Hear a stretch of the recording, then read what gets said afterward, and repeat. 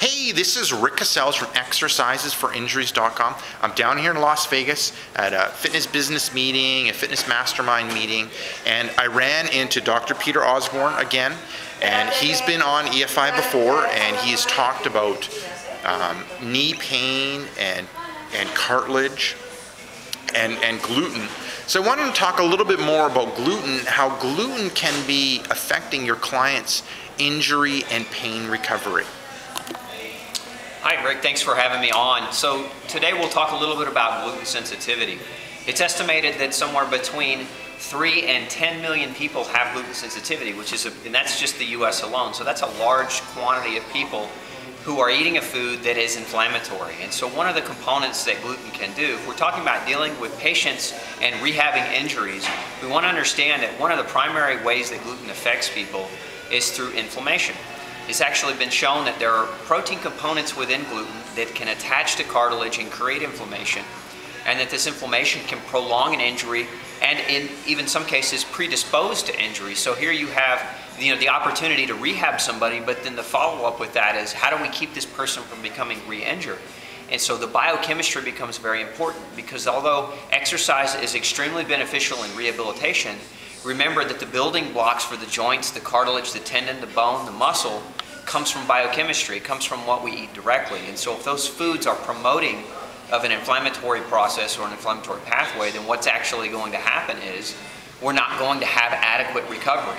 We've seen this example thousands of times in countless professional athletes who are prone to injury. They have the best rehab specialists in the world at their fingertips, yet they continue to injure themselves. And one of the biggest reasons why, again, happens to be food. So let's talk specifically about gluten and how that role can be played.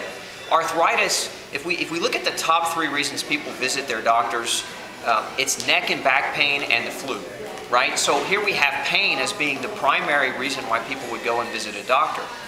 And this pain is inflammatory in nature. So let's look at food as food can cause inflammation. We know that certain foods like hydrogenated fats are prone to create an inflammatory kind of chemistry within the body. But a lot of people are told, eat your whole grains, eat your breads, your pastas, eat your cereals, because eating your whole grains is going to be countering high cholesterol. It's going to be helpful for heart disease and cancer and diabetes. But again, a large percentage of population have a gluten sensitivity. So this advice is actually counterintuitive to those individuals. And so if we're telling all of our clients, eat all the wheat, eat all the bread, the pasta, and the cereal that you want as we're going through this rehab because we want to keep your calories up so that you can heal, yet they have a gluten sensitivity, then we're going to have a client that's very hard pressed to recover. They're going to be those challenging clients, those difficult clients who, despite the rehab we're doing, maintain inflammation. They continue to have pain, they continue to have problems. So these are things that you want to look out for. And what you can do as a rehab specialist is you can potentially do a diet history with these individuals. Just find out what their general diet is like. Ask them, what did they eat in the last 24 hours? If you see on that list, if they're one of these challenging clients and you see on that list cereal for breakfast, sandwich for lunch, pasta for dinner, you're seeing high levels of grain, then maybe what you want to do is try an elimination diet with them to just discern whether or not there's a potential for them to have gluten sensitivity, and if they have a positive response.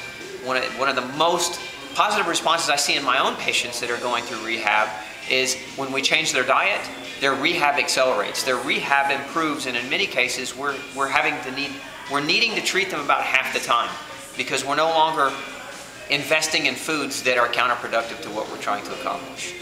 So ask your clientele what they're eating, use a diet history, and try to get some of that information out of them, and then potentially put them on some type of elimination diet.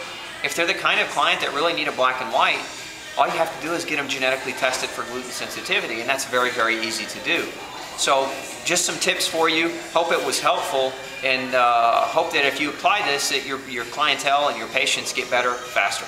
Awesome. And where can people get more information on you? My website is glutenfreesociety.org, and it's our foundation to help educate patients and doctors about the large spanning and reaching effects of what gluten can do to human physiology. Awesome. Thank you, Peter. You're welcome.